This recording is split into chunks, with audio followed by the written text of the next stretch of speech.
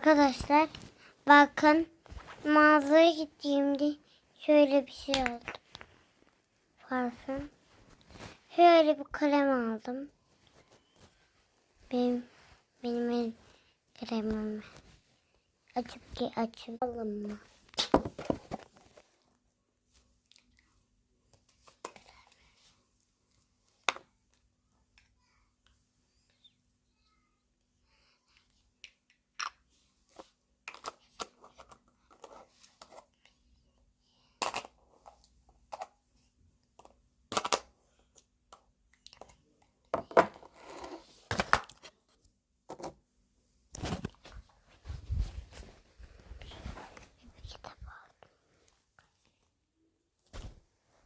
Şu parfümü de